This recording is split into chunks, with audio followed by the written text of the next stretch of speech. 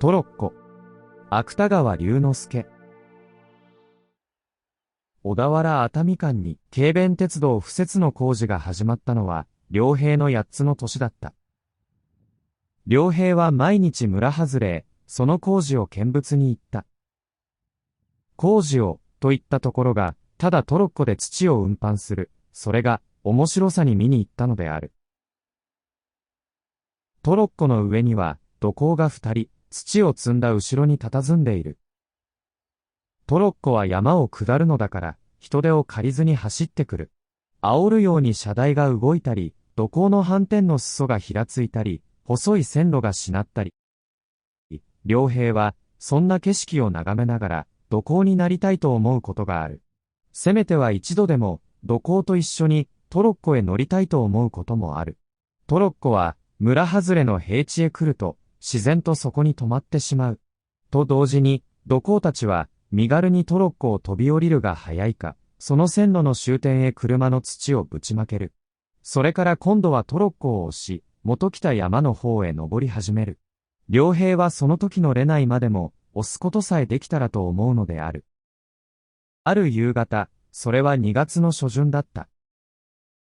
良平は2つ下の弟や、弟と同じ年の隣の子供と、トロッコの置いてある村外れへ行った。トロッコは泥だらけになったまま、薄明るい中に並んでいる。が、その他はどこを見ても、土工たちの姿は見えなかった。3人の子供は恐る恐る、一番端にあるトロッコを押した。トロッコは3人の力が揃うと、突然ごろりと車輪を回した。良平はこの音にヒヤリとした。しかし2度目の車輪の音は、もう彼を驚かさなかった。ごろり、ごろり。トロッコはそういう音とともに、3人の手に押されながら、そろそろ線路を登っていった。そのうちに、かれこれ10軒ほど来ると、線路の勾配が急になり出した。トロッコも3人の力では、いくら押しても動かなくなった。どうかすれば、車と一緒に押し戻されそうにもなることがある。良平はもう良いと思ったから、年下の2人に合図をした。さあ、乗ろう。彼らは一度に手を離すと、トロッコの上へ飛び乗った。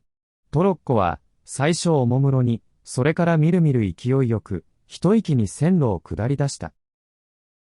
その途端に、突き当たりの風景は、たちまち両側へ分かれるように、ずんずん目の前へ展開してくる。顔に当たる白母の風。足の下に踊るトロッコの動揺、良平はほとんど有頂天になった。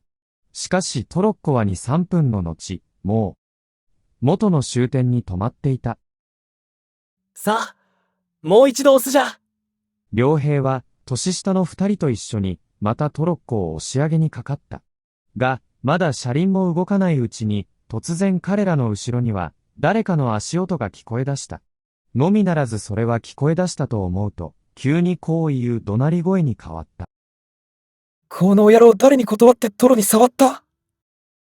そこには古い印番店に、季節外れの麦わら帽をかぶった、背の高い土工が佇んでいる。そういう姿が目に入ったとき、良平は、年下の2人と一緒に、もう5、6巻逃げ出していた。それぎり良平は使えの帰りに、人気のない工事場のトロッコを見ても、二度と乗ってみようと思ったことはない。ただその時の土工の姿は、今でも、良平の頭のどこかに、はっきりした記憶を残している。薄明かりの中にほのめいた、小さい黄色の麦わら帽。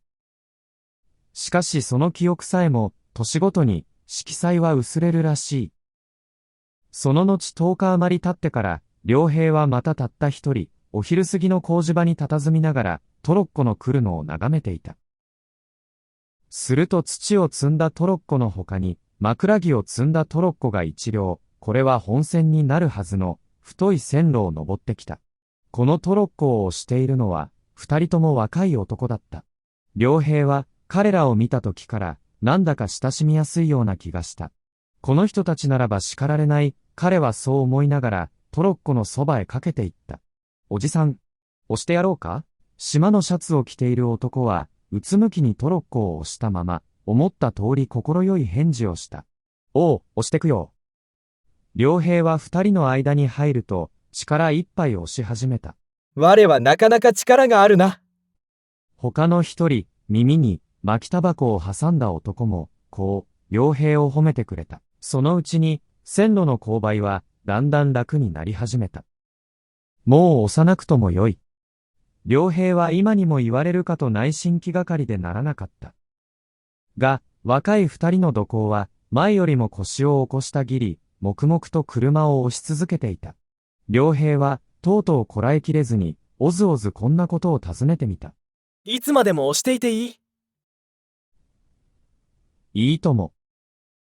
二人は同時に返事をした。良平は優しい人たちだと思った。五六丁あまり押し続けたら、線路はもう一度急勾配になった。そこには、両側のみかん畑に黄色い実がいくつも火を受けている。登り道の方が良い、いつまでも押させてくれるから、良平はそんなことを考えながら、全身でトロッコを押すようにした。みかん畑の間を登り詰めると、急に線路は下りになった。島のシャツを着ている男は、良平に、やい、乗れ、と言った。良平はすぐに飛び乗った。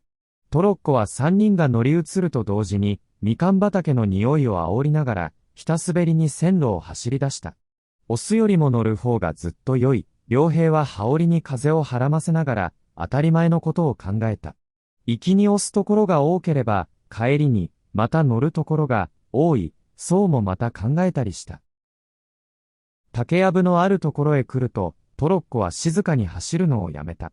三人はまた前のように、重いトロッコを押し始めた。竹やぶはいつか雑木林になった。つま先登りのところどころには、赤サビの線路も見えないほど、落ち葉の溜まっている場所もあった。その道をやっと登りきったら、今度は高い崖の向こうに、広々と薄ら寒い海が明けた。と同時に良平の頭には、あまり遠く来すぎたことが、急にはっきりと感じられた。三人はまたトロッコへ乗った。車は海を右にしながら、雑木の枝の下を走っていった。しかし良平は、さっきのように、面白い気持ちにはなれなかった。もう帰ってくれればいい、彼はそうも念じてみた。が、行くところまで行き着かなければ、トロッコも彼らも帰れないことは、もちろん彼にも分かりきっていた。その次に、車の止まったのは、切り崩した山を背負っている、藁屋根の茶店の前だった。二人の土工はその店へ入ると、血飲み子をおぶった神さんを相手に、悠々と、茶などを飲み始めた。良平は一人、イライラしながら、トロッコの周りを回ってみた。トロッコには頑丈な車台の板に、跳ね返った泥が乾いていた。しばらくの後茶店を出てきしなに、巻きタバコを耳に挟んだ男は、その時はもう挟んでいなかったが、トロッコのそばにいる良平に、新聞紙に包んだ駄菓子をくれた。良平は冷淡に、ありがとうと言った。が、すぐに冷淡にしては、相手にすまないと思い直した。彼は、その冷淡さを取り繕うように、包み菓子の一つを口へ入れた。菓子には、新聞紙にあったらしい、石油の匂いが染みついていた。三人はトロッコを押しながら緩い傾斜を登っていった。良平は車に手をかけていても、心は他のことを考えていた。その坂を向こうへ降り切ると、また同じような茶店があった。土工たちがその中へ入った後、良平はトロッコに腰をかけながら、帰ることばかり気にしていた。茶店の前には、花の咲いた梅に、西日の光が消えかかっている。もう日が暮れる、彼はそう考えると、ぼんやり腰掛けてもいられなかった。トロッコの車輪を蹴ってみたり、一人では動かないのを、承知しながら、それを押してみたり。そんなことに気持ちを紛らせていた。ところが土工たちは出てくると、車の上の枕木に手をかけながら、無造作彼にこう言った。我はもう帰んな。俺たちは今日は向こう止まりだから。あんまり帰りが遅くなると我の家内でも心配するずら。良平は一瞬あっけに取られた。もかれこれ暗くなること、去年の暮れ。母と岩村まで来たが、今日の戸道は、その3、4倍あること、それを今からたった一人、歩いて帰らなければならないこと。そういうことが、一時に分かったのである。良平はほとんど泣きそうになった。が、泣いても仕方がないと思った。泣いている場合ではないとも思った。彼は、若い二人の土工に、取ってつけたようなお辞儀をすると、どんどん線路伝いに走り出した。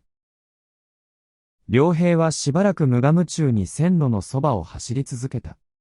そのうちに、懐の菓子包みが邪魔になることに気がついたから、それを道端へ掘り出すついでに、板草履もそこへ脱ぎ捨ててしまった。すると、薄い足袋の裏へ、直に小石が食い込んだが、足だけははるかに軽くなった。彼は左に海を感じながら、急な坂道を駆け上った。時々、涙がこみ上げてくると、自然に顔が歪んでくる。それは無理に我慢しても、鼻だけは絶えずクークーなった。竹やぶのそばを駆け抜けると、夕焼けの下。日金山の空も、もう、ほてりが消えかかっていた。良平はいよいよ気が気でなかった。雪と帰りと、変わるせいか。景色の違うのも不安だった。すると、今度は着物までも汗の濡れ通ったのが気になったから、やはり必死にかけ続けたなり。羽織を道端へ脱いで捨てた。みかん畑へ来る頃には、あたりは暗くなる一方だった。命さえ助かれば。良平はそう思いながら、滑ってもつまずいても走っていった。やっと遠い夕闇の中に、村外れの工事場が見えたとき、良平は一思いに泣きたくなった。しかし、その時もべそはかいたが、とうとう泣かずに駆け続けた。彼の村へ入ってみると、もう両側の家々には、電灯の光が差し合っていた。良平はその電灯の光に、頭から汗の湯気の立つのが、彼自身にもはっきりわかった。井戸端に水を汲んでいる。女衆や、畑から帰ってくる男衆は、良平が、あえぎあえぎ走るのを見ては、おいどうしたねなどと声をかけた。が、彼は、無言のまま、雑貨屋だの床屋だの。明るい家の前を走り過ぎた。彼の家の角口へ駆け込んだとき、良平はとうとう大声に、わっと泣き出さずにはいられなかった。その泣き声は、彼の周りへ、一時に、父や母を集まらせた。ことに母は、何とか言いながら、良平の体を抱えるようにした。が、良平は手足をもがきながら、すすり上げ泣き続けた。その声があまり激しかったせいか、近所の女衆も3、4人、薄暗い角口へ集ってきた。父母はもちろん。その人たちは、口々に、彼の泣くわけを尋ねた。しかし彼は、何と言われても泣き立てるより他に、仕方がなかった。あの遠い道を駆け通してきた。今までの、心細さを振り返ると、いくら大声に泣き続けても、足りない気持ちに迫られながら。良平は、26の年、妻子と一緒に東京へ出てきた。今では、ある、雑誌社の2階に、公正の主筆を握っている。が、彼はどうかすると、全然何の理由もないのに。その時の彼を思い出すことがある。全然何の理由もないのに。人狼に疲れた彼の前には、今でもやはりその時のように、薄暗い藪や坂のある道が、細々と一筋。断続している。